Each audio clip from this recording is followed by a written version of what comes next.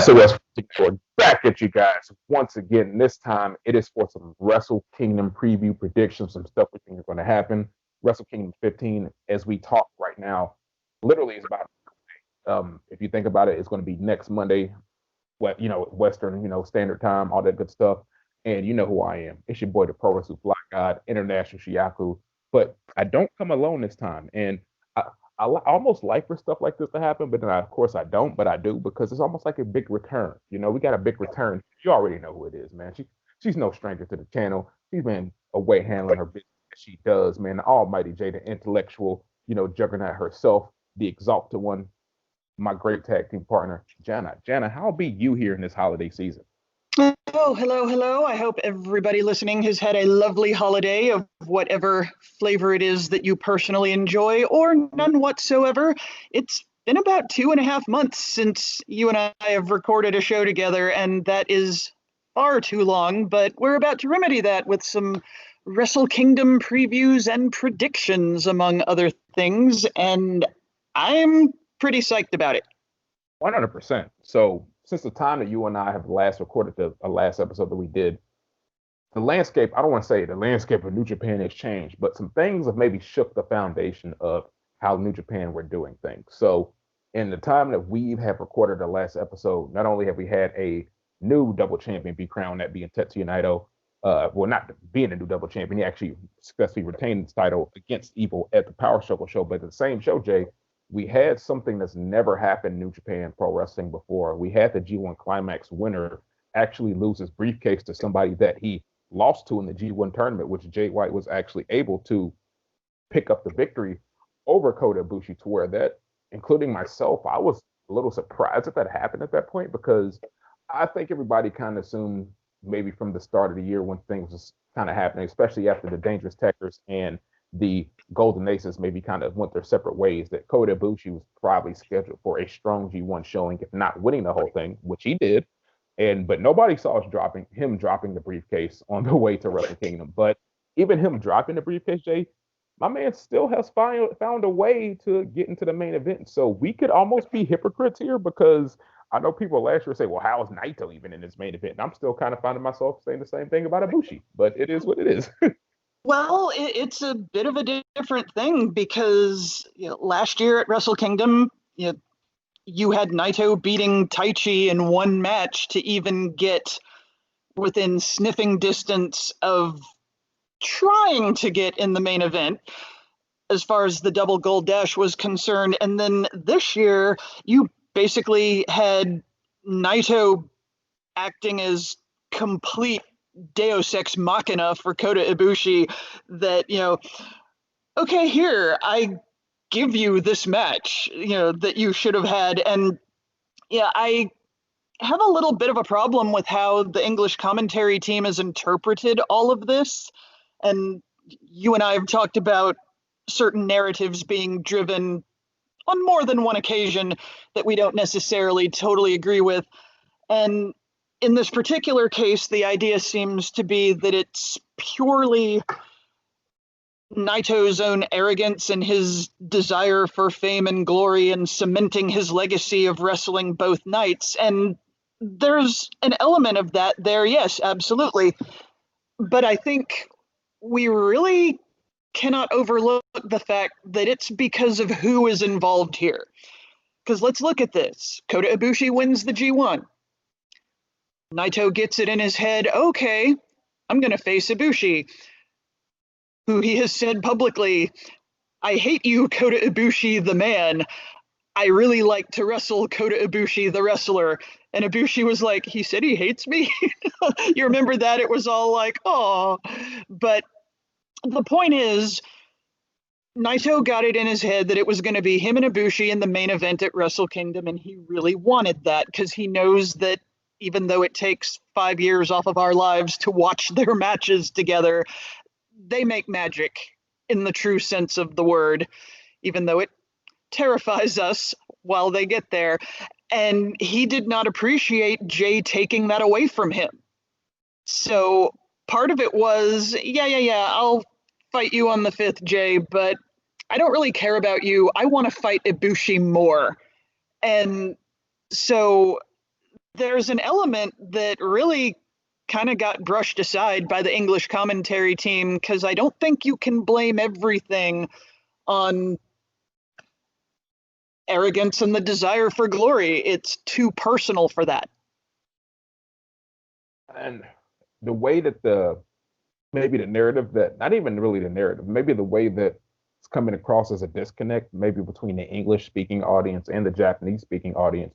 And, for the company, for lack of a better term, is it's weird because I almost think how this is set up, Jay. Jay White should almost get the match on the fourth, and really the match on the fifth should be Dakota Ibushi match. I know he won the G1, but it's almost like you kind of have. I feel like you should have to go through Jay White to get through that match, but in the same time, like you said, we know that these guys are going to take 5 years off of each other's careers, if not their lives, here when they go out. And who am I to say? And I kind of actually do agree that Kota Ibushi and Tetsuya Naito deserve a Tokyo Dome main event wrestling match because their careers and their rivalry with each other, that's pretty much like the last thing they haven't done. They haven't had a match in the Tokyo Dome. And hey, if it's going to happen, so we got a week for it. And it's the main event of the show. And we don't have a lot of matches on the show, ironically enough, because we are in that CV era and we're still taking, certain precautions here. So, but we will have, it looks like, an opening match. It's called the New Japan Rambo. And we're going to have 4 individuals. I believe the winner of this is going to be granted a slot into the next night's King of Pro Wrestling 2021 provisional, championship situation. Jan and I, we were talking about maybe they're going to challenge Yano, because Yano is what I'm looking at right now currently is not on his card at all. So he could potentially be one of these guys. And I would assume, since he is the current holder of that, maybe he should be one of the guys that's in the Fatal 4-Way already. But I don't know. I'm not booking this right here. Only thing we can kind of speculate at this point is who some people we think are going to be in it. Well, we know who was in the original 4-way for the King of Pro Wrestling trophy. And if anybody listening has a clearer idea than we do, because we've just talked about this, I'm not totally sure if it's just the winner of the New Japan Rambo on this night who gets into the King of Pro Wrestling match on night 2. And I'm not even sure if Yano is going to be in that match. It could possibly be that there's 4 completely different people in the King of Pro Wrestling match on night 2, and the winner of that faces Yano in whatever singles match their twisted little brains contrive for some time on the New Beginning tour or something. So I'm kind of unclear on all of this, and for that I apologize. I'm usually a lot more on it with the details, but I have kind of missed that, so I'm not sure. As far as who could actually be in this, who did we have last time? We had Yano, we had Okada. We had El Desperado, and who was the fourth one? Oh man, I want to say it was another junior. I almost want to say it was Taguchi. I want to say I'm wrong here, but it was the fourth person. All right. So that was at the what was that at the that was right before the G1 Climax, right? Yeah, because Yano has successfully defended for the entire rest of 2020. So we definitely have had a particular spin put on this King of Pro Wrestling trophy, but I'm not sure if they're going to announce who's in it at the Tokyo Dome or if they're going to announce it in advance. Let's see. All right. Do we know that yet? I'm not sure on that. I'm trying to find out who even the first 4 guys was. I'm going back to the Summer Struggle and Jingu show to pull this to see who the first 4 guys were. The first 4 guys looks like were I went to the actual inaugural tournament. Excuse me. First 4 guys were Yano, Desperado, Sanada, and Okada. Were the first 4 guys. He was the other one. Okay, yeah. So those people are all occupied. So we'll see what is going on with them. I got a name I'm going in, and I just looked on the card. He's not on either one of the cards, night one nor night two, and he's not really doing anything right now. He's a certain boss of a stable. I'm just saying. Mm-hmm. He hasn't really. I don't want to say he hasn't really done. He hasn't really done much as he dropped that never open weight belt to Shingo Takagi back in. I believe it was this. I think he dropped it back to him in Power Struggle because he won in the Summer Struggle. So yeah, Minoru Suzuki I think is one of the candidates that might be in his match. So I'm throwing Minoru Suzuki's name in that hat. Well, that would definitely be something you could put up against Yano, and there's a ton of history there. Yeah, I'm not sure who to even pick out for this because with the people who have matches on night two, you would think they would not jeopardize their physical well-being in those matches to be in the opening Rambo on night one. So I don't know, that's a bit rough, but perhaps more information is forthcoming. What is particularly interesting that we do already know for sure is that the first match, because the opening Rambo is the opening match, it's not really the first match. The first match on night one is actually going to be Best of the Super Junior 27 winner Hiromu Takahashi versus Super J Cup 2019 and 2020 winner and essentially most despicable human on the face of the planet, El Phantasmo. They are opening the show. And Hiromu's actually kind of excited about that. He thinks that's very cool. The winner of the match in between these two challenges current IWGP Junior Heavyweight Champion Taiji Ishimori for his singles title, and I'm quite possibly gonna get a lot of negativity for this. I love Hiromu Takahashi. I think he should win all the things. I think El Phantasmo is gonna win here. Let me explain why. It's not because I want him to. I don't even like El Phantasmo. I don't think he's very impressive as a wrestler. But bear with me for just a minute here. I have kind of a theory on a Bullet Club sweep of Wrestle Kingdom this year, and this is the first step in that direction. But also, such a big deal has been made about the not just disrespectful, but reprehensible manner in which El Phantasmo won his second in a row Super J Cup. He's also the tag team partner of the current junior heavyweight champ Taiji Ishimori, so it would be partner versus partner for the singles title. Ishimori has said in his backstage comments on at least 2 separate occasions so far that he needs to be more treacherous and diabolical. His word, I think, was actually treacherous, that he's not doing enough of that. And he actually says, I am in Bullet Club after all. Like he's somehow letting Bullet Club down by not engaging in the treachery and shenanigans that most of the rest of them do.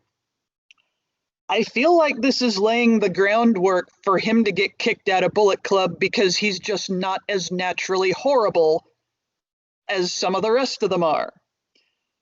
And the idea of El Phantasmo cheating to beat his tag team partner and essentially screwing him out of his singles title would be a solid step in that direction, because the rest of Bullet Club would be like, well, nothing personal, man, shit happens. He wanted the belt more and he was willing to go places you weren't.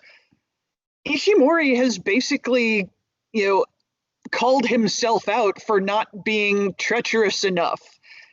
And I don't think it's by accident that his former tag team partner, ACH, very nearly won the Super J Cup, but fell to El Phantasmo's horribleness. And I think over the next couple months, we could see Bullet Club decide that Ishimori's just too nice and he's not going to be with us anymore. And I think they're going to kick him to the curb, and this is going to be what starts us down that road. Ooh, this being the first match of the show is one not only starting it off with a bang, they starting it off with a headbanger right there. Shout out to El Phantasmo. Look what I did right there, being all clever and shit.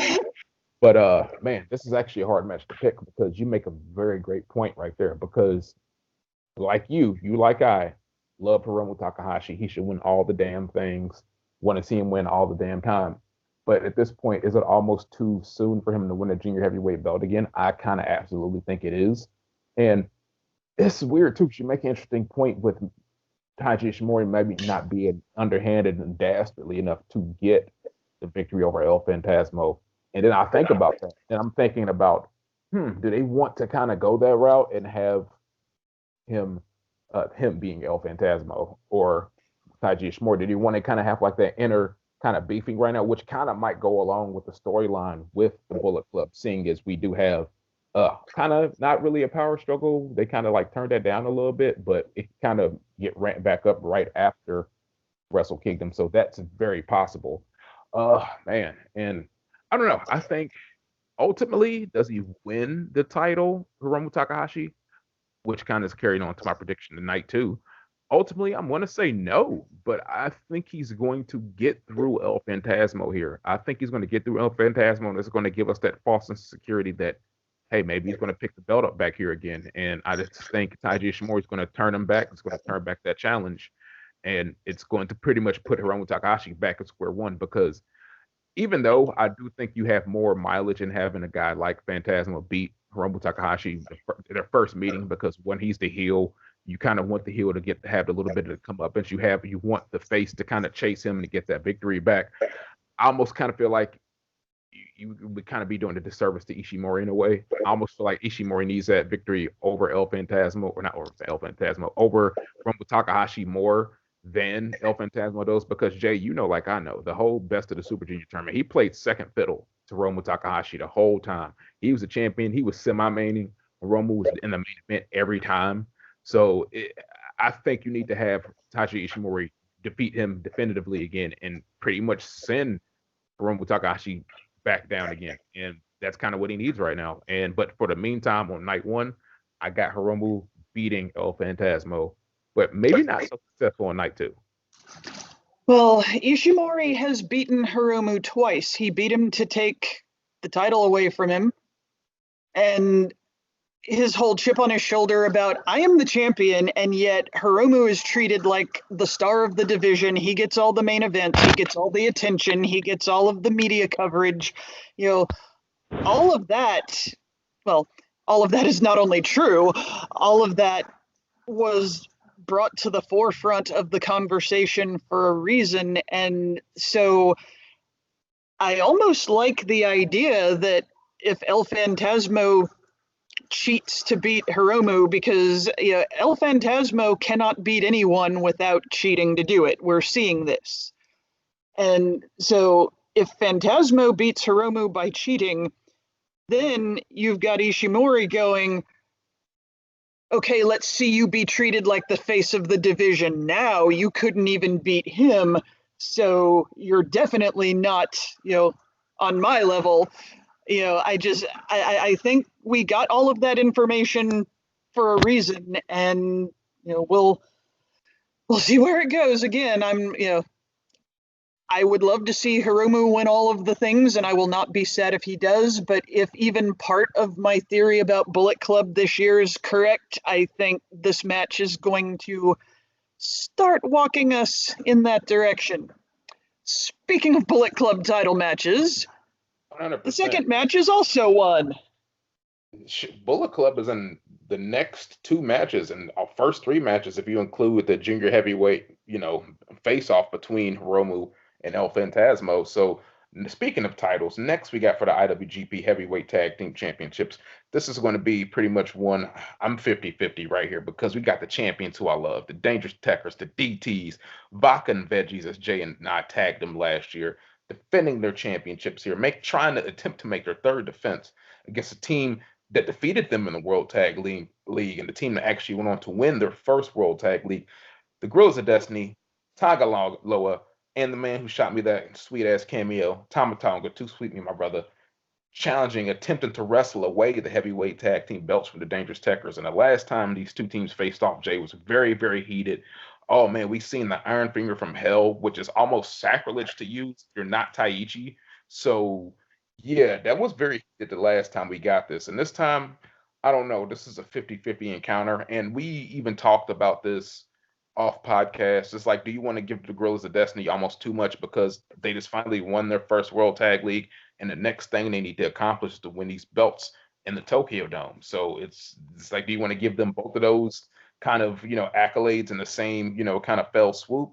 I don't know, and I think you need Dangerous Tekkers in this tag team division because they brought life in it in 2020. In my opinion, people had their choices and all. They got their certain teams they picked, but Dangerous Tekkers have been the team of 2020 in my opinion. I don't care what anybody says.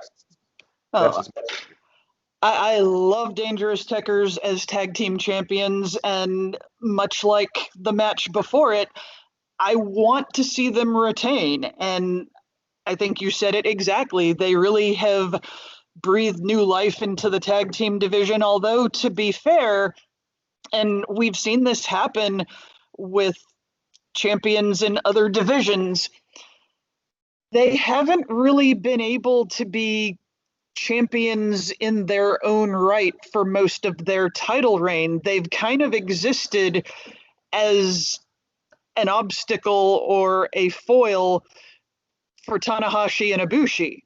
They were the ones who were, destroying Tanahashi's legs and, kind of sort of driving a wedge between them that, Tanahashi's trash. He can't go anymore. You could have another title shot, Ibushi, but not while you're with him. And yeah, they were almost supporting characters in somebody else's story. And I think it's high time that they got to be true champions in their own right. I do agree with the idea that God had two things left to do basically in the entirety of their wrestling careers. That was win World Tag League and then win or retain the tag titles at Wrestle Kingdom. Okay, they won World Tag League. Great, one thing off the list. My first thought was they cannot win here because then there's nothing else to drive them for the rest of the year. If they cross both of those things off their list, there's literally nothing else for them to do. And they've had more title reigns than anybody else. They've pretty much been the heavyweight tag team division in New Japan for most of the time that they've been there. And even for people who are big fans of them like you are, that can get kind of stale when there's not a lot for them to work with. And so that was my first thought. And then I started pondering this, utter dominance of Bullet Club thing. And I thought, well, if that's what we're supposed to end up with, the fact that Bullet Club is the mega dominant faction at the start of 2021, then they might have them win here. I don't necessarily like it. I don't think it's good for them to cross off the last two things on their list all at once. I think there should still be that one achievement that eludes them, at least for the next year. But yeah, it's one of those that could go either way. I would personally prefer that Dangerous Tekkers continues to hold on to them. I mean, you cannot tell me that the last couple of matches where Taichi just gets in the ring and starts choking bitches, not even trying to wrestle anybody. It's just hands on the throat, drive you down to the mat, and choke the life out of you. And entire promos where he literally says, "We are going to kill you." I mean, very soft-spoken. He never raises his voice, like, at all. I'm just really into what they're doing right now, and they haven't really had the champion spotlight that they should have had. And maybe them taking a loss to the God would give them that, or at least give them, like you said, put the spotlight on them. Because, like you said, even in the Tanahashi Kota Ibushi storyline, they were playing second fiddle right there. It was more like you said about oh, is Tanahashi, is he falling off? Is Ken Kota Ibushi, can he trust him to have a tag team title match? It was more or less that with their storyline. So I think you might be right. I think Gorilla's Destiny might be getting the victory right here. And maybe in the long term, it kind of is better for the Dangerous Techers if they do get the victory because it gives them something to chase in 2021. They get to chase the Gorillas of Destiny because they got two up on them and they need to get that elusive victory on them. So after thinking about that, I'm going, and then I think there's finally going to be a match. It's going probably not going to be here in Tokyo Dome, but there's going to be a match where the Iron Finger of Hell plays into this again, and Taichi's going to get his comeuppance. Probably not on this night, but just look out for that in the future. Like I said, I like both teams. I would maybe like for the DTs to get the victory right here, but I think I'm going to agree with you. I think Grills Destiny is going to pick up the dub, going to pick up the belts right here, and pretty much end the night holding the World Tag League trophies and both of the IWGP Heavyweight Tag Team belts. So yeah, I don't. It is what it is. I just kind of see it like that now. This. Well, the third match on the card makes me very sad, and it makes me very sad because of what it was supposed to be. As I'm sure all of you already know, the IWGP US Heavyweight Right to Challenge contract that Kenta has been carrying around in a brand new briefcase after completely trashing the original one. Kenta was supposed to be defending against Juice Robinson, which totally made sense in every way, and Juice had just really come into his own in a way that we hadn't seen in a while. And now Juice is out of Wrestle Kingdom with a fractured orbital socket, and he has been replaced in this match with Satoshi Kojima. And I mean no disrespect whatsoever to Kojima, because Kojima and Nagata are the two dads of New Japan who can absolutely go. And I enjoy watching them. But it doesn't really matter who Juice Robinson got replaced with. This match was immediately going to be lessened by the fact that he wasn't in it. Honestly, the only person who could have made this match stay on the level that it was at would have been if Minoru Suzuki just stepped up and said, hey, I want that and I'm going to kick your ass to get it just because I'm Murder Dad and that's how I roll. He's the only person anywhere who can do that he doesn't need any kind of history or any kind of reason for something. Just, I want to fight you for that thing you have. And everyone totally accepts that because that's how he is. So that could have made it work. That didn't happen here. So we've got Kenta versus Kojima. And again, I don't want to be dismissive or disrespectful, but this is no longer a Wrestle Kingdom match because I don't think anybody believes for a second that Kojima's going to get the right to challenge for the US heavyweight title. And even if he did, I don't think people would be very happy about it because it doesn't fit. It doesn't. I love Kojima. I love everything he's done for not only New Japan, All Japan, whatever companies he's wrestled for.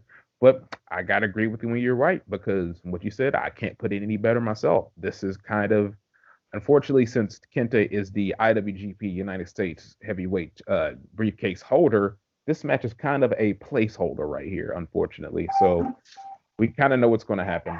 Kenta's going to get the victory right here. I'm kind of with you. It's unfortunate what happened with Juice. He was definitely going to challenge with this. And it's pretty much unfortunate what's happened with the whole United States Championship situation. I don't know. This is a shoot, work, whatever. I know people can't travel and everything like that. But at certain points, I'm just like, hey, man, thanks. But can you just send our belt back and we just, and bygones be bygones at certain points if you're not going to try to at least have some kind of, situation come of it. But I don't know. Just like, or an interim champion, I don't know. Something like that. But yeah, there's no way Kenta loses this match. He definitely wins this match, and yeah, I don't know. It's just kind of all I got to say about that.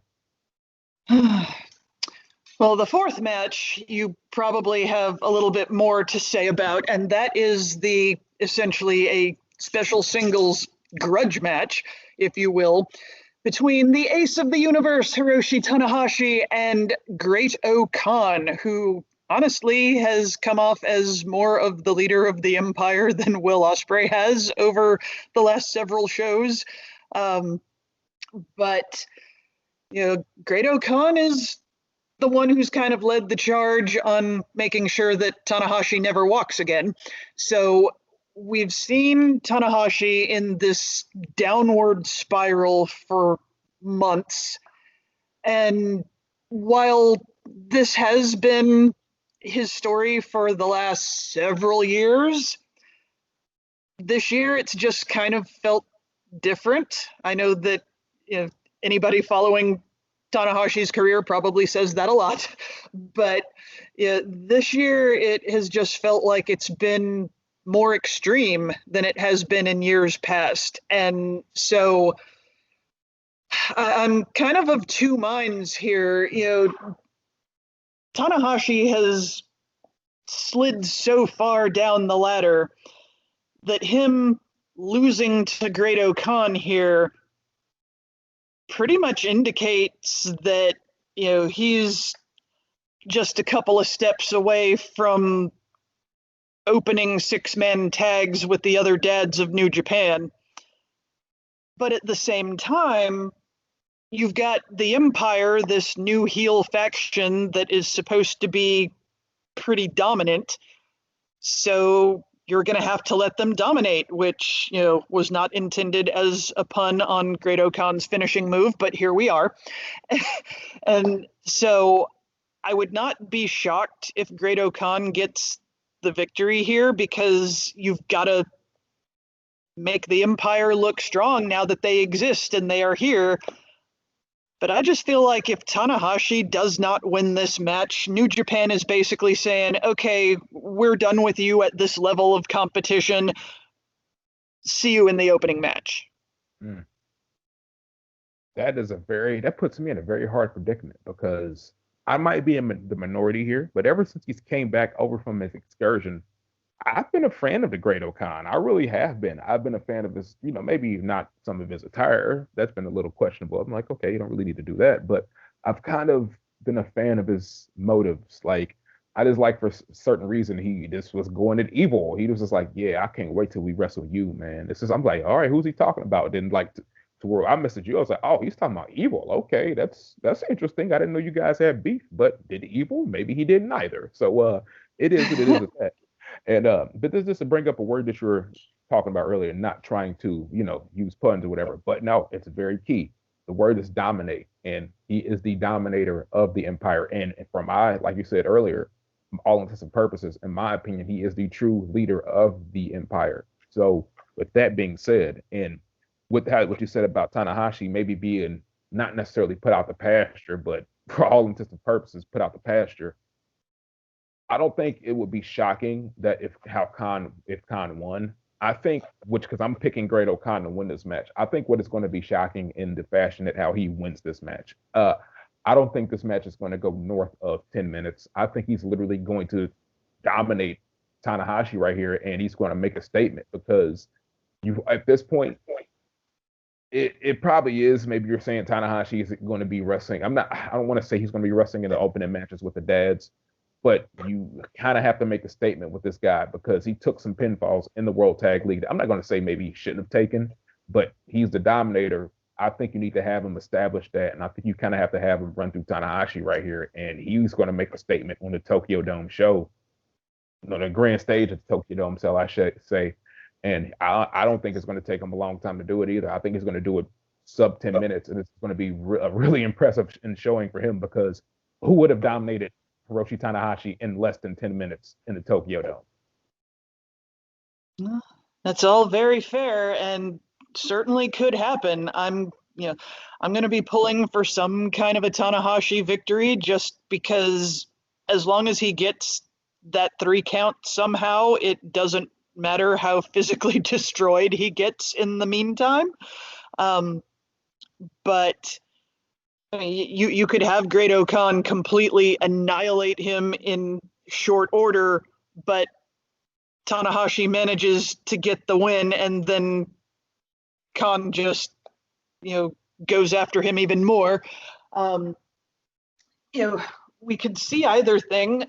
it's really just that when you've introduced a new heel faction that is supposed to be very threatening, you have to show them as threatening. And, we've seen some of that, obviously, but now we need to see it on a Tokyo Dome scale. And speaking of a Tokyo Dome scale, the fifth match out of 6 on the card, you have the Rainmaker Kazuchika Okada going up against his former mini-me, Will Ospreay, and this is kind of in the same boat as the match before it, in that we haven't really seen all that much out of Ospreay himself since the Empire happened. He's been, on the outside in, his suit with his tea and champagne and all the other accoutrements, which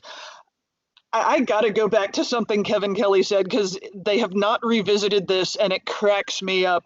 And Kevin Kelly wanted to know who the big money person behind the Empire was, because that even with Ospreay flaunting his own wealth, there's no way that Ospreay has enough money to get Jeff Cobb and to get, people involved with the Empire like he's getting.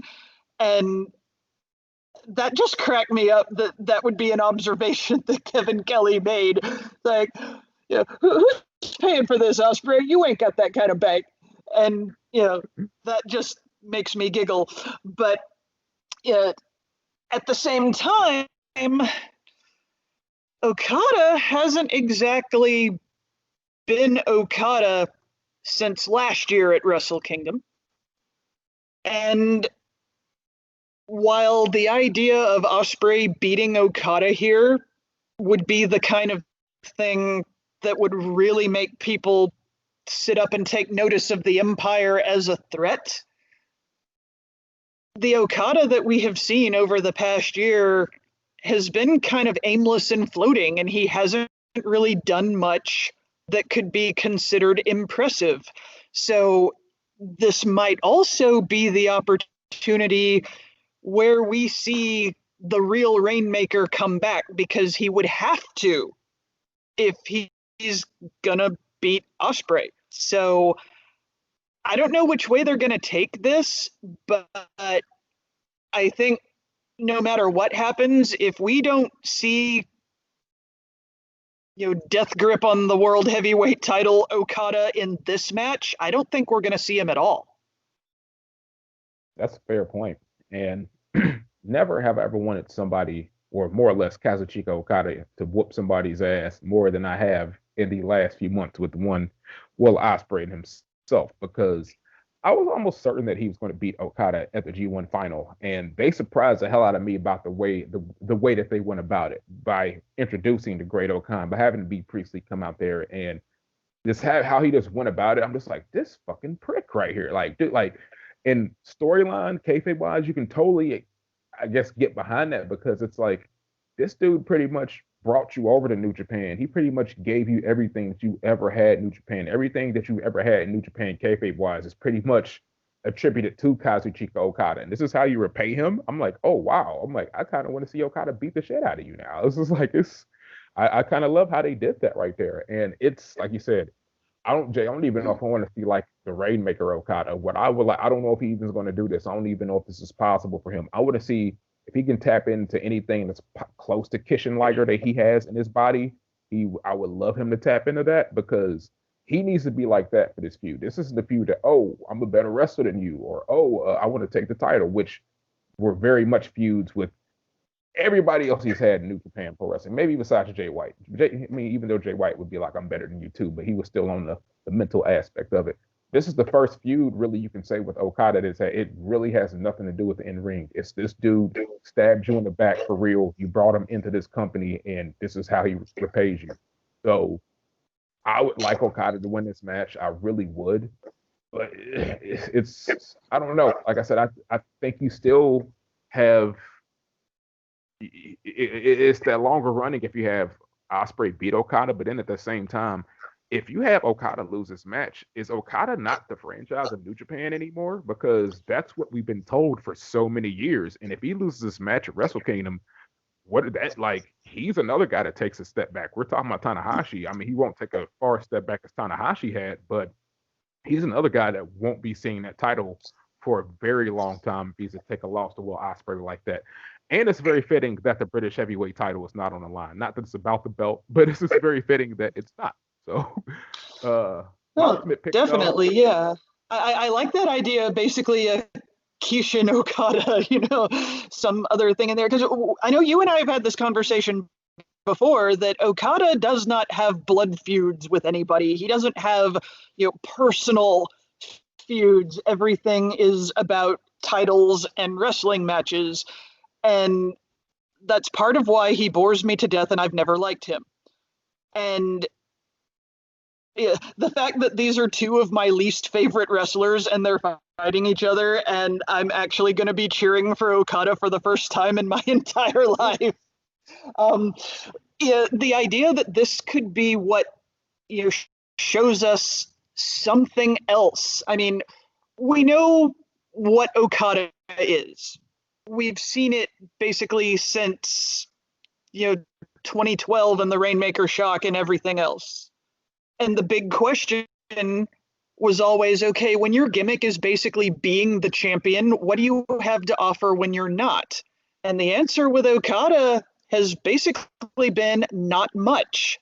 And this is the opportunity to change all of that. I would love for him to change all of that. I mean, I don't enjoy not enjoying him, but this could be the thing that kind of pushes him in a bit of a different direction, because this is personal.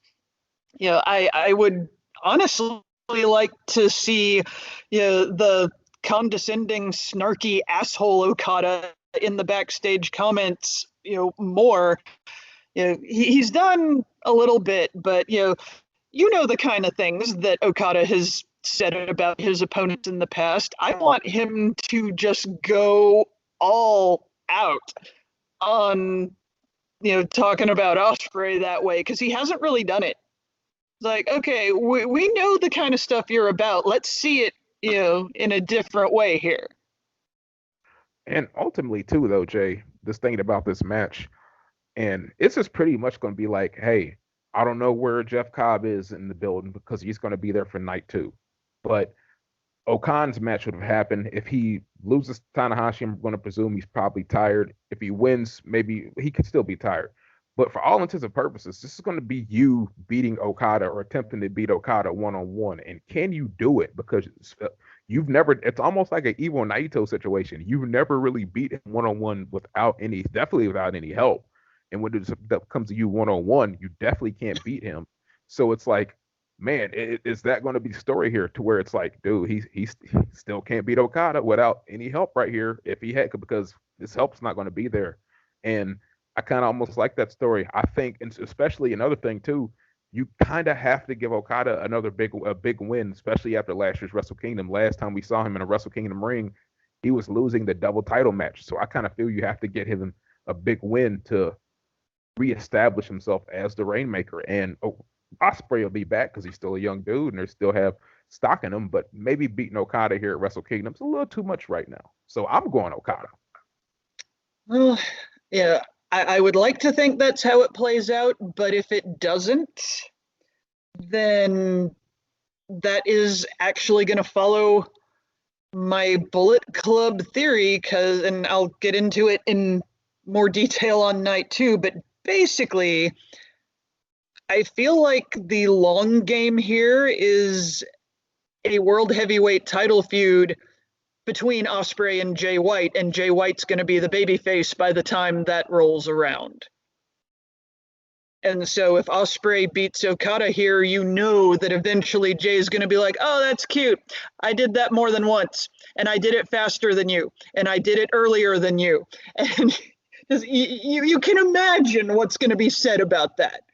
Yep. But so if Ospreay does beat Okada here, I am convinced that that's going to play into some future stuff, but we'll talk about that mostly on night 2. Right now, we have a main event that both of us have some pretty strong feelings about. Yeah. Oh, yeah. And I think we all know who this is. Of course, we got the reigning double champ, Tetsuya Naito, attempted to defend his belts for the second time, taking on a man who we've talked about the history they had. Former G1 Climax 30 winner, former G1 Climax 29 winner. Hell, the way he's going to beat the new Tenzan here. And Tenzan might be a guy that's in the Rambo matchup from earlier. So look for Tenzan because I'm sure he's probably going to be around somewhere. That's neither here nor there. We got the main event right now. This main event, it looks like this is almost, I feel, on paper, easier to pick than the Kota Ibushi than in the Tetsuya or the Kota Ibushi and Okada match last year because as I'm sitting here thinking about stuff that can unfold in 2021 and how you said the next money feud pretty much or one of the big money feuds is pretty much going to be Osprey, Jay White for the belt. And I'm thinking, what is a way that we can get there? And ultimately, I think a way that we can get there, it starts with this match right here. And another thing too is I've seen a lot of people saying that Jay White is going to ultimately walk out of the dome with both of these belts here, and they think he's going to beat Kota Ibushi right here. And but this is another thing that we said last year on our review or our preview is let's not be so hasty to think they're going to hot potato these belts like 2 days in a row. Let's not think they're going to do that because I don't think they're going to do that at all. And I'm going to be brave to say that these belts don't even change hands on night 1 nor night 2. So my pick in this match with me just saying that, I think I just put my cards on the table. Naito's winning this match, and a lot of people are going to be sad about it. A lot of people are going to cry about it. But for what I think is going to happen immediately after Wrestle Kingdom at New Year's Dash, Naito's winning this match. Oh, I thought there was going to be more after that sentence. No, that's it. Well, yeah, anybody who has ever met either one of us for like 2 minutes knows that if Naito is in the building, we are pulling for him to win the match. That's all there is to it. And, he is my absolute number one everything. I want him to win whatever he's involved in. However, that being said, I think the odds of Kota Ibushi winning on night 1 and losing on night 2 are actually kind of high. And I feel like I need to put this in context because for so many people, the coronation of Kota Ibushi is a done deal. I mean, you've seen it on social media. It's like, of course it's going to happen. And logically, it does make sense because, he would get the match against Jay to get back at him for cheating him out of the briefcase. Because Jay didn't just beat him, he openly cheated in the most basic way. Like, Jay cheating in that match was almost unworthy of Jay's ability to cheat. Like, the student who turned in, the third picture off of Google Images and claimed it was him. It's that level of just, really, Jay? Why? Why'd you even bother? That was so lame. But given the fact that that makes total sense and it's been perfectly well set up, I think people forget that Kota Ibushi has not really been a full-time New Japan guy for all that long. He's done stuff with the company forever, yeah, but he had that dual contract thing, and Kota Ibushi has always lived in his own little world, and New Japan was cool with that. But let's not pretend that Kota Ibushi not walking out of night 2 with the titles is somehow, screwing him over or denying him something. Because usually, and yeah, there's always going to be exceptions, but New Japan typically makes its heroes do something twice before they get what they want. And so, despite all of the comments that I've heard about, he lost both matches last year, they're not going to have him lose this year. Why not? Why not? It would honestly make it a little bit more interesting. Like, why is this my obstacle? Why can I not do this? You know, I can beat all of these people any other time, but I'm choking in the main event at Wrestle Kingdom. Why is this? Yeah, I think that would actually be kind of more interesting. And the idea that he doesn't just walk out with everything would sort of fit, because you and I talked about this. Kota Ibushi just won back-to-back G1s. That is a very exclusive club. Not a lot of people have that honor.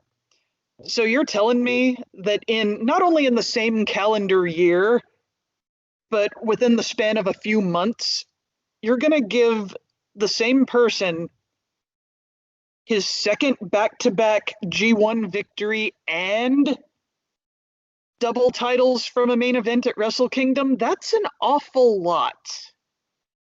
And New Japan doesn't typically give that much that fast. I don't see him walking out with it.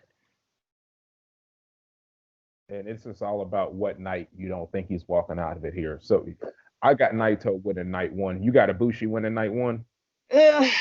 No, I want Naito to win night one, but I just, they've set it up too perfectly for Ibushi to win the first night and lose the second night, but Naito's in the match. Hell yeah, I want him to win. You already know what it is here. You already know. Our devotion is unshakable, okay? It doesn't matter. Oh man, so we might as well get to night two then. We might as well. So it looks like we're going to have an opening Stardom exhibition match. It looks like on the opening show, which starts at I believe 4 p.m. Japan time, so Eastern Standard Time. I believe it'll be about 3 a.m. They don't have the participants right now. I'm sure that will come in the next few days. So I think they're having 2 Stardom matches. Oh wow. Yeah, I know they don't have it on this, but I saw a social media post that they were actually going to have 2 in a row on night 2 on the 5th. One of them is, I think, either a tag team match or a 3-on-3, and then the second one I think is a singles match. But yeah, there's going to be 2 Stardom matches from what I saw. Okay. See, New Japan 1972 need to update their shit because they only got 1 in there. So update that shit, yeah. Because I was like, making me look like a damn fool. But apparently 2 Stardom matches here, but they will actually be having the King of Pro Wrestling 2020 4-way on this show as well. And like you said, we don't really know the participants. We don't even know. I was wondering would they do it to where, because I could definitely see them doing it like this. Actually, I think this way would kind of make more sense since it's elimination style. Whoever the 4 are that they have on night 4 or night 1, whoever does not get pinned or by the ways the match is, contested or you can win, whoever does not have that happen to them, I would say those 3 guys would advance and they would probably take on Yano right here if they do it like that. Because I don't see Yano on this slot, but I think that would kind of be a decent way to do it. It's like, hey, they didn't lose, so they advanced to the next match and the next night. So I'm going to go off of that. And that's what I'm going off of. Okay. So if they do that, we're going to probably end up having Minoru Suzuki probably be the king of pro wrestling. And it would only make sense because that's what he calls himself. So I'm predicting Minoru Suzuki to be a king of pro wrestling at about time night 2 is over. That would not be a bad thing. It would, the idea that the King of Pro Wrestling trophy essentially becomes whatever the person who holds it is. Like with Yano, you got all these ridiculous stipulation matches. Like, of course, Yano would want to body slam Bad Luck Fale, and of course, Yano would have a no turnbuckle pad match. And if Minoru Suzuki had it, you're going to be killed in about 3 minutes. Okay, go. So, ready, 1, 2. Yeah, it basically becomes a, slightly more violent version of the Never title. I don't know. But yeah, I could see that, especially since we haven't really seen much of anything from him. He's been in tags for the Road 2 shows, but Murder Dad has been oddly quiet. Hell, he was quiet this time last year around Wrestle Kingdom until he made that big, entrance, that big ovation challenging Moxley for the United States title, which I'm sure will not happen here Oh, on night one or night two. that But that was one of the most glorious moments in just all of wrestling ever, was when his music hit and he comes out and he's just strolling out wearing his Suzuki-gun tracksuit with his hands in the pockets and that grin. And you're just like, oh boy, okay. But even if, he himself is not listed on anything at the moment, some of his boys are in match number 2. The second match of the night is going to be the IWGP Junior Heavyweight Tag Team Championship match with El Desperado and Yoshinobu Kanemaru defending their titles against Ryusuke Taguchi and Master Wato. I can't remember who said it like that first, but it just cracks me up. And so they have teamed up, and to be fair, it's a legit challenge because they have managed to pin both of the champions. I think Wato pinned one of them and Taguchi pinned the other one. And so it's a perfectly reasonable challenge. But if you have followed El Desperado's backstage comments, what he says about Master Wato is absolutely scathing. And, yes, Despy's like that anyway, but he goes off, and it's fabulously entertaining.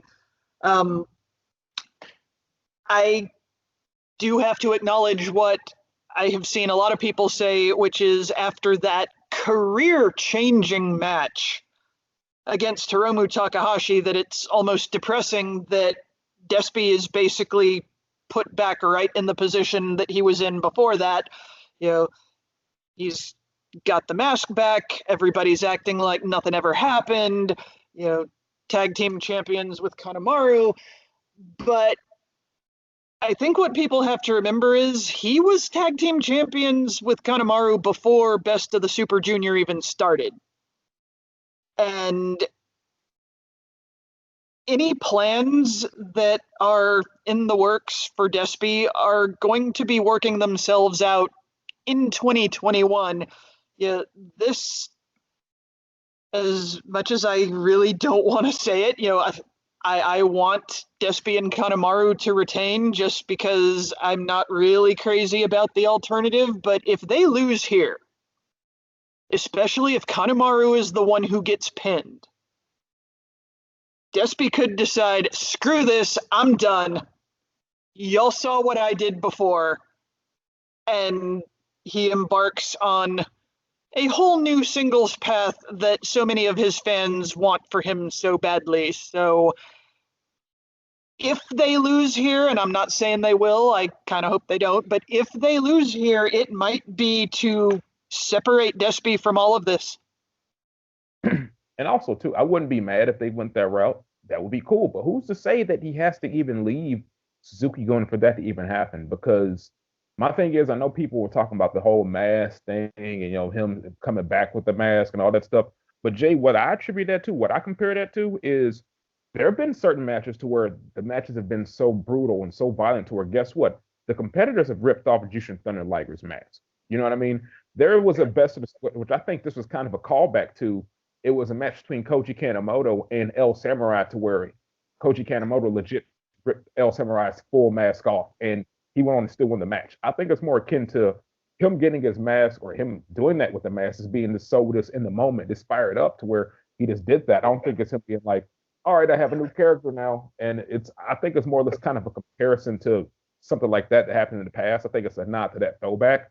And if you look at the trajectory of Suzuki and their junior heavyweights, he's fully in a position to be their signature junior heavyweight because there's only three. And in 2021, they could easily position Doki to start team with Kanemaru if they wanted to. And I think they should keep these belts because the only team that really should beat these guys, here we go again, to me is Los Dos Peligroso is the only team that should take the belts off Despy and Kanemaru because they have yet to do that. That's literally the only thing that Roma has not really done as far as the rivalry, the blood feud that he and Desperado has, because every time they have a tag team title match, Despy and Kanemaru are the best of them. They always get the best of them no matter what happens. And even if Wado and Taguchi are able to get the belts here, I think you need to find a way to put those belts back on Despy and Kanemaru. But if that's not the case, put them back on, put them on Doki and Kanemaru. But ultimately, I think you need to have these guys keep the belts because I don't think Hiromu was walking out of the Tokyo Dome with the junior heavyweight belt. And I think ultimately at some point, maybe in 2021, you're probably going to see Hiromu Takahashi be double belted up with both the junior heavyweight tag and the junior heavyweight belt. So yeah, I'm just like, all right, I think maybe Desperado and Kanemaru should keep these belts here. And then later on down the line, we could definitely feature Kanemaru as the standout junior heavyweight in Suzuki, which by this point, he, all intents and purposes, he really is. Well, I think one last thing we need to remember about El Desperado in the Mask is that if you look at the backstage comments after his match with Hiromu, both Despy and Hiromu, in different ways, said that with the mask or without, that man is El Desperado. There is no other person, there is no other character. The mask does not make El Desperado. That is who that man is now. And I think we can't overlook that and get so caught up in, oh, he's still wearing the mask. Well, they basically told us that the mask doesn't matter, that this is El Desperado and there is no other person anymore. So I think those of us that get too caught up in the aesthetic need to remember that. It's like a Liger thing. Liger, even without the mask, guess what he is? He's still Jushin Thunder Liger. You know what I mean? It's pretty much that kind of situation. It's even without the mask, there's still Rey Mysterio. Without the mask, guess what he is? He's still Rey Mysterio at the end of the day. But they become more than that. It's pretty much like that. They become more than the mask. Even though that mask identifies them, they become more than that. So that's pretty much, I think, what they're getting. And I know you got that as well. So yeah. Now we get a singles title match here, and we get one of our boys, home team, Shingo Takagi, attempting to make his first defense of the Never Openweight Championship in his second reign right here, taking on a man that, if you really think about it, I've said this in numerous shows, Jeff Cobb has low-key been a thorn in the side of Shingo Takagi maybe since midsummer, because if you rewind back to the G1 Climax, to our surprise, Jeff Cobb got the victory over Shingo Takagi in that tournament. Then we go to the World Tag Team when they had their tag team matches, when you had the Steak Boner Wine team of Sonata and Shingo Takagi taking on the Empire team of Jeff Cobb and Okan here. We get Jeff Cobb once again pinning Shingo Takagi with the Tour of the Island. So he's pinned him twice here in about 6 months. And I don't know if they've been hammering it really on the commentary side, but I feel like that's something that people need to remember, that Jeff Cobb's kind of beaten Shingo Takagi pretty much all year. So, well, I think Jeff Cobb has pointed that out. Granted, he said it very softly, and it was when he had Shingo by the throat in the ring down by the rope. But I think whether or not Jeff Cobb gets the win here depends on how dominant they want the Empire to look. Because, as you say, Cobb's beaten him twice in pretty significant situations. So the idea that Shingo has not been able to beat this guy, and some of his final backstage comments, he brought that up. He's like, I cannot beat this guy. Why can't I do it? So it feels like, Shingo's really got to overcome it, but he could. So I'm calling Shingo to win this unless they decide they want all three members of the Empire to win their matches for the sake of the group. Because I could absolutely see that happening, but just taking this match completely on its own, since Shingo's lost to him twice, I think Shingo could totally win here. And also, Jay, because Shingo, even if he does win this match here, that doesn't necessarily mean that Shingo is done with the Empire. And it kind Oh of no. hinders what happens on night one, because I can very well see if Great-O-Khan, especially if he dominates Tanahashi in a strong fashion, I could definitely see him being like, well, my tag team, you beat my tag team partner. I think it's my turn now. I could definitely see that happen. I don't know if they would have that happen as soon as Wrestle Kingdom, which they've been doing that pretty late now. But I could definitely see that happening on New Year's Dash. But I got Shingo winning here too. I think him. This is not a Ibushi Jay White situation to where it's like, oh, we're building up a bigger story. It's like, no, he just happened to beat him twice in the same year, and we're recognizing that he's going to give him a title shot, and he's just going to lose here. Unfortunately, I like Jeff Cobb, and him winning would ultimately be shocking, but I just don't see him winning. Yeah, I mean, it's one of those matches that I will not be upset if Jeff Cobb wins, because I too like Jeff Cobb and he would be a really good never open weight champion, but I'm pulling for Shingo because that's what you do. Now, we've talked about this, but I'm going to publicly state it, and come what may. The fourth match on the card is a special singles grudge match of a sort as well. Former stablemates, former tag team partners, former, brothers for life, Evil and Sonata are squaring off here. And we finally saw Sonata snap. It wasn't permanent, because then, the second time we saw him, he was kind of keeping it in. But then the third Road 2 show, we saw it again. And the fact that Dick Togo choked him out with the garrote at the press conference, I'm really, really not okay with this. So I realize that for Wrestle Kingdom, this is not the sort of thing that anybody wants. And most of the time I would agree. I want Evil to win this match via disqualification, because Sonata decides, I don't care. I'm going to destroy you in every way possible. And I don't care about the victory. I don't care about Wrestle Kingdom. I am, a snarling, rage-fueled Cold Skull. And, I legit want to see Sonata get DQ'd for refusing to end the violence going after Evil, and I really don't want to see any other outcome for this match. This is a match that really, if you think about it, Spark being English, if you think about it, this match has really been brewing since they've come back off CB, because we know the story that we've taken, the road we've taken to get to this match. We know the semifinal in the New Japan Cup where Evil, for all intents and purposes, stabbed his partner in the back, stomped him straight in the balls, to where, at the time we're like, is it? I mean, they've wrestled before, but Evil's never really stomped on his junk, so we don't know if that's just, oh, I'm trying to get to the next level, or if something else is brewing. And what we see, something else is definitely brewing right here, and he's been really almost dismissive towards Sonata for all of the year. So this match has really been built up a lot. I like it a lot. I would love for it to play out the way you have this brought down, because I think that would actually make the most sense storyline wise, especially right now. You can have this feud continue.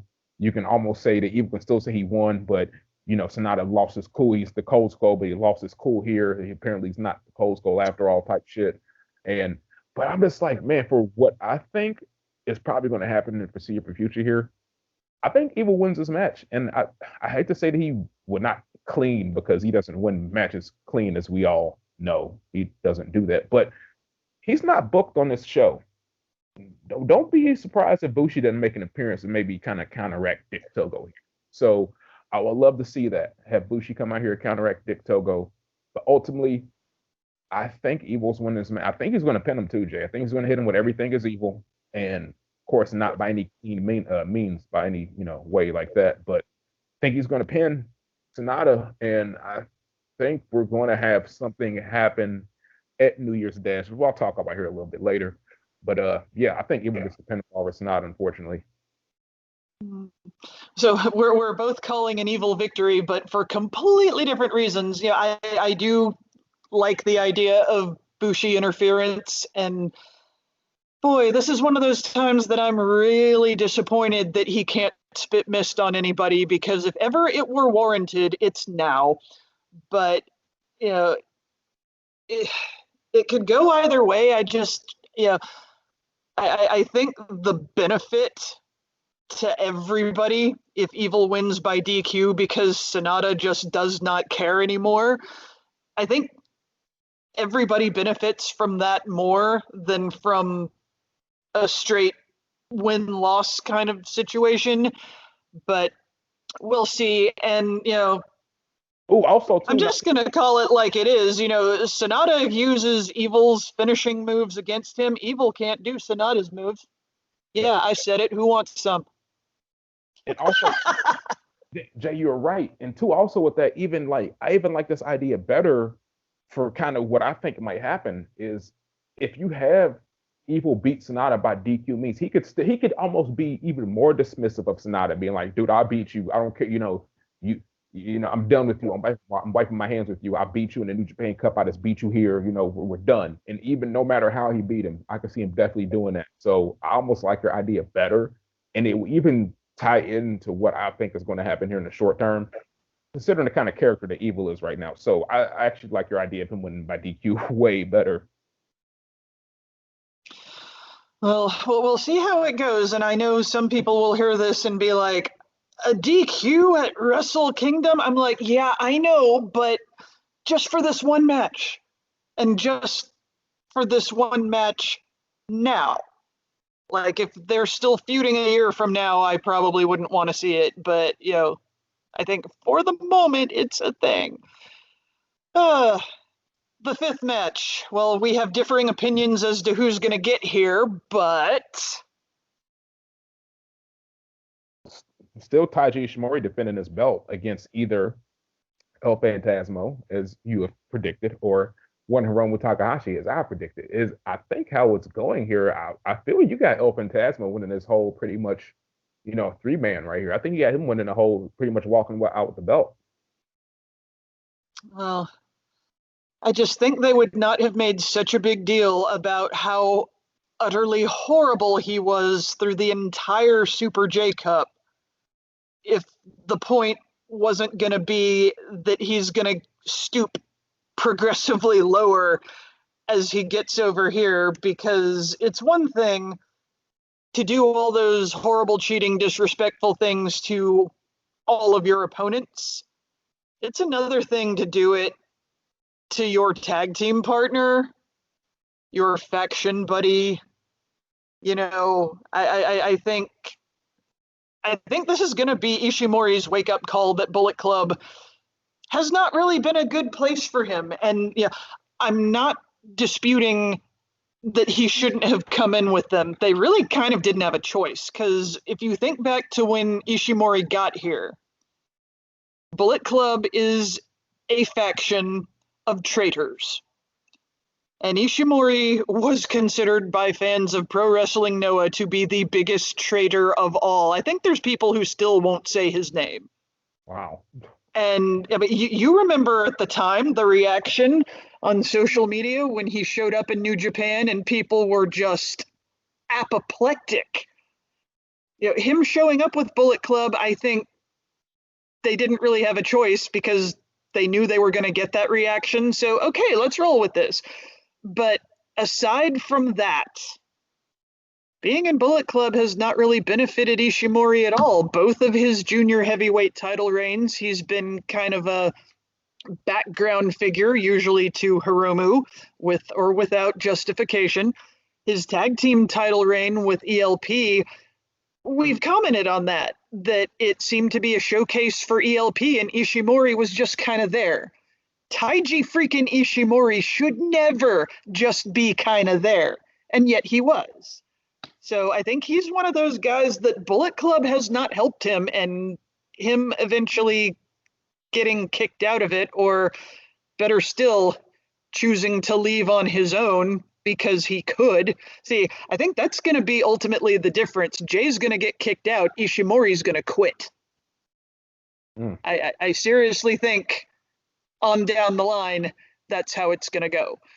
But yeah, I think our muscular Chihuahua has a very different path to walk over the next year.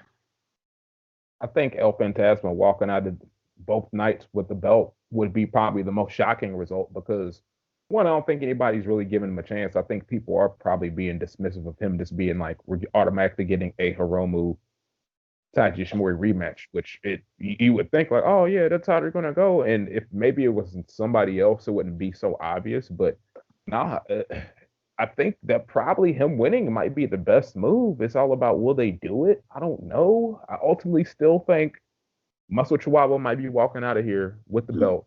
Ultimately, I think we both can agree that whoever walks out with the junior heavyweight belt is going to be a Bullet Club representative. For how long? Much longer? That's all depends on what happens here in the meantime, in between time. So, speaking of Bullet Club, and somebody that might be getting kicked out as opposed to leaving of their own volition, we got this man getting his Bret Hart, not even his Bret Hart on. He getting his pretty much his Lex Luger from WrestleMania 10 on. He don't have to wrestle anybody. He's just wrestling the champion. We got Jay White right here, getting ready to take on either whoever you believe, either Tetsuya Naito or Kota Ibushi.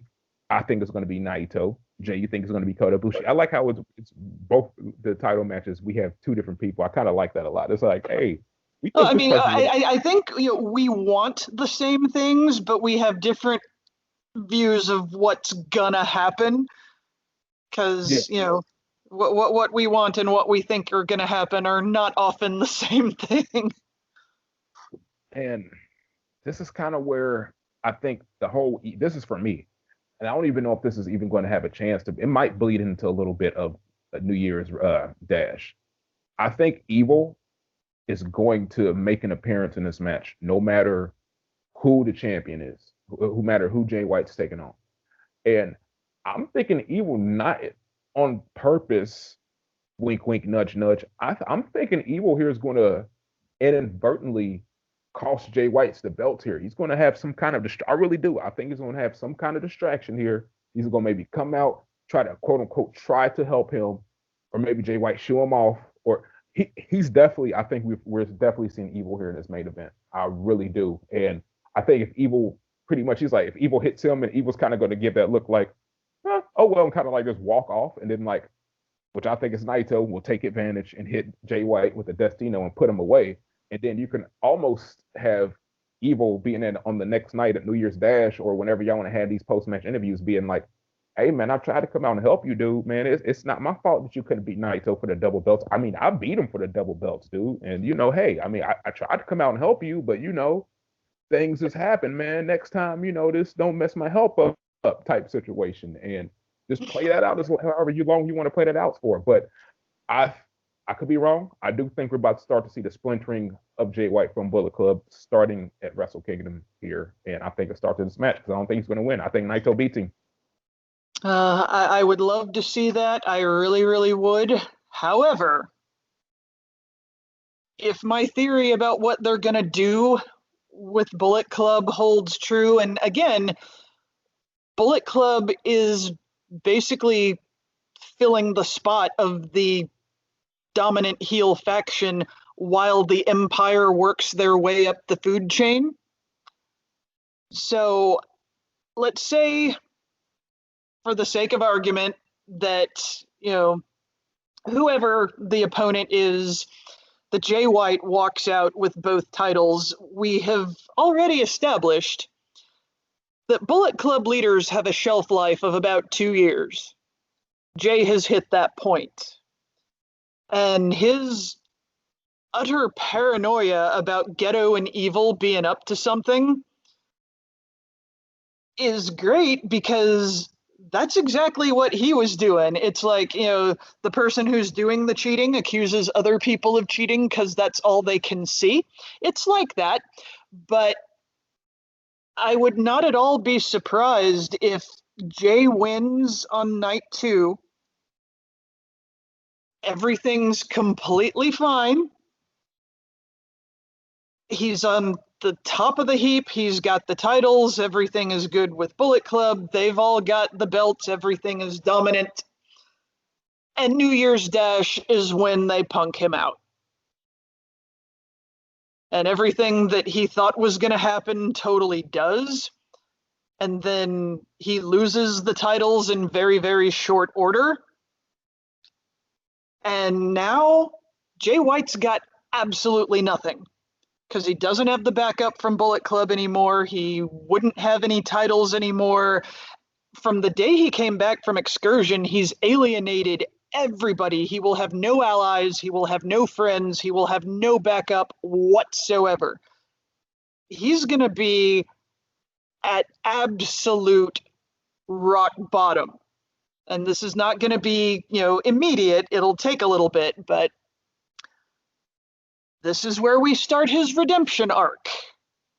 Because the most hated people become the most beloved. And let's not forget for a minute, Jay White is homegrown. He's not just some random gaijin that they hired because, he was doing cool stuff somewhere else. No, he's theirs. They've got a plan for him and probably have had for a while. So I think it's a lot more impressive if Jay has everything and then loses it all rather than kind of having nothing and just getting kicked out of his group. So I could be absolutely wrong in all of this, but I just feel like that's ultimately where they're going, is that this Wrestle Kingdom is going to be the first steps towards setting the table for maybe 2 years from now, a heavyweight title major feud between top heel Will Ospreay and newly minted babyface Jay White. And hey, you're one of the first people I've even heard to like wave that banner because they've been kind of taking shots at each other really for years. So, oh yeah, word around the campfire is that Jay hates him. Jay and Finjuice are supposed to be really, really close in real life, and all three of them absolutely despise Ospreay in real life. I've heard that. Obviously, I don't know if it's true or not, but Jay's promos get a lot sharper and a lot nastier when he's going off on Ospreay, and you can see that in several different press conferences. So if that happens to be true, that'll just kind of make it better. Like, I could be completely wrong about all of this, but this is basically the only justification that I'm willing to accept for Naito and Hiromu losing stuff. So, work with me here. Right? Like let us get our small victories, okay? If some of our boys are going to lose stuff, let us get our victories when we can because we're going to need them if that's going to be the case, damn it. So now, y'all, that's been our Wrestle Kingdom 15 night 1, night 2 preview, man. So come back, write in the comment section who y'all think is going to win, y'all predictions for the show. And hell, come back and make fun of us if we're completely wrong, too. We welcome that as well. So, I mean, we could be 100% incorrect on everything we just said, but that just makes it all the much more fun. So it's been a blast talking New Japan Pro Wrestling, talking about Wrestle Kingdom 15 with my illustrious tag team partner, the almighty Jay herself, the intellectual juggernaut. She flexed her intellectual muscles right here. And I think we did that as well. I think we did a pretty decent job, I might say so myself, talking about this Wrestle Kingdom. So, yeah, it's about a week away, y'all. So, about this time next week, if y'all at least meet, y'all probably are getting ready to go to bed and get ready to wake up at like 2:30 because yeah, Wrestle Kingdom, you got to get up live for. You can't really watch Wrestle Kingdom throughout the workday and be pausing and all that shit. No, you got to really watch it. And that's what I intend on doing. So, Jay, anything you want to say before we close this out about Wrestle Kingdom? Oh, well, we have said quite a lot, but it's really good to be back talking wrestling with everybody. And let us know in the comments what you have to say about all of this. Absolutely. So you know what it is, man. Share this. Tell a friend to tell a friend. We on that Podbean thing, baby. You know what it is. So yeah, we done with Wrestle Kingdom. We'll holler at y'all shortly. And normally we would say tranquilo, but this time, since I'm in a festive mood, I'll say happy holidays and such.